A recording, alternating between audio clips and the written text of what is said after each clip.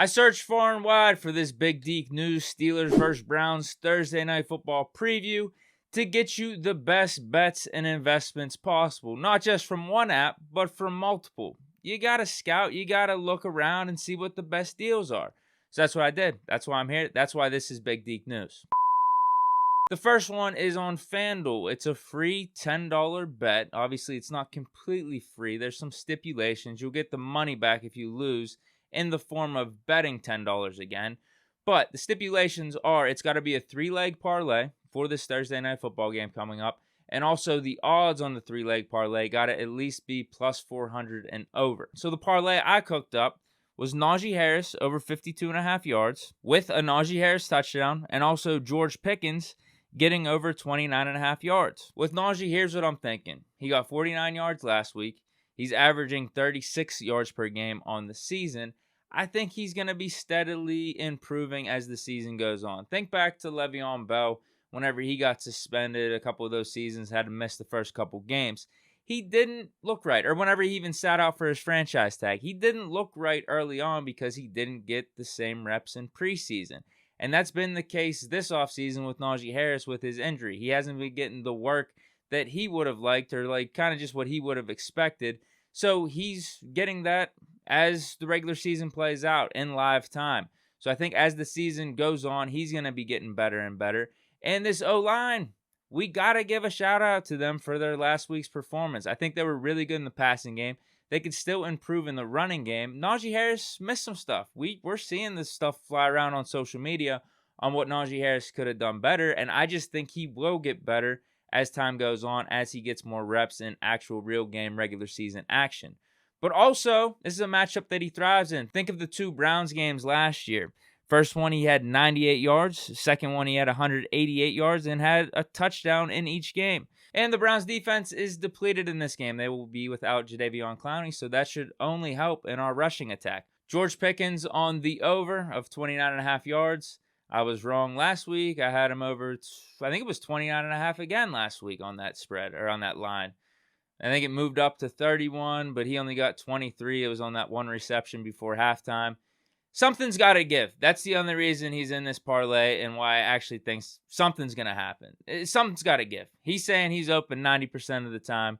He's saying all the receivers are open all the time. Mitch is saying he's got to get Pickens the ball more.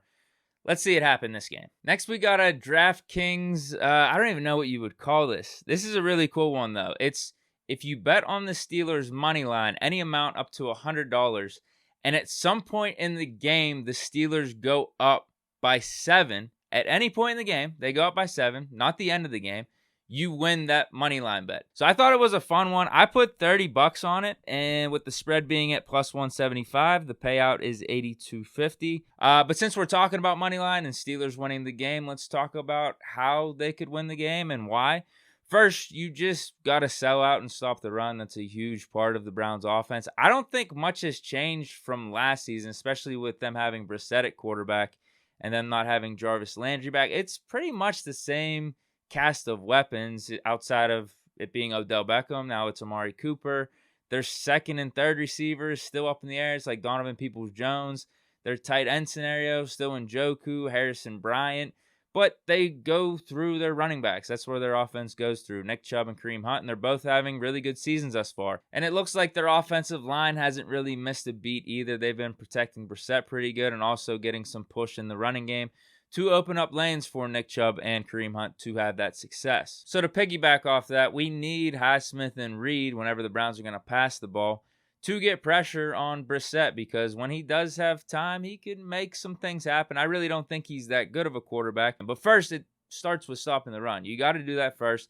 Make them get into third and longs, and then ultimately get pressure on Brissett. And for the offense, we've been over this ad nauseum over these. It's only been like 2 or 3 days. It feels like we've been talking about this for the last year with Canada and Mitch Trubisky. So they both got to step up.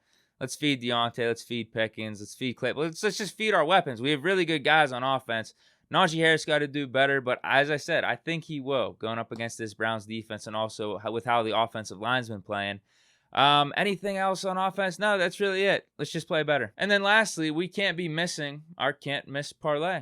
My can't miss parlay is basically when you just throw a bunch of picks out there into a parlay and you look at it and say, This can't miss. This one is on DraftKings as well. We got Mitch Trubisky, 150 plus passing yards. Najee Harris, 40 plus rushing yards. Over 44.5 for Deontay Johnson on the receiving yards. 25 plus receiving yards for Pat. 15 plus receiving yards for Pickens. Najee Harris with the anytime touchdown score.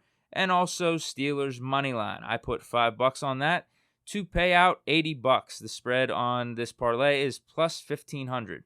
Actually, you know what? I do have a bonus one before I leave. This one is on Barstool Sportsbook. But this is one if you want to go like a more conservative approach. And I almost think this is a lock of the week. You do a parlay of the total points being under 44.5.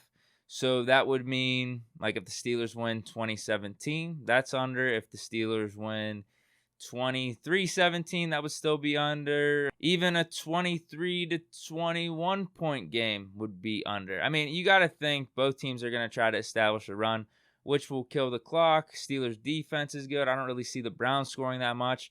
And based off what we've seen in weeks 1 and 2, how many points are the Steelers going to put up? I hope more than what we have. I hope it's in the 20 plus range, because if that's the case, we win. But you take the under 44.5 for the total game.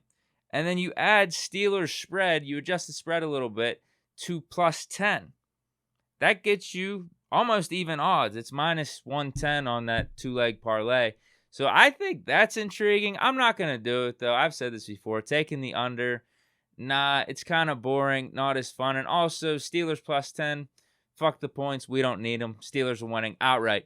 But that is just another one if that's someone with maybe a more conservative approach in their betting, want to look at. That's it for Big Deke News. Let me know what you guys think of this Thursday night football game tomorrow, Steelers versus Browns. I hope you guys enjoy. Stay chilling. Peace.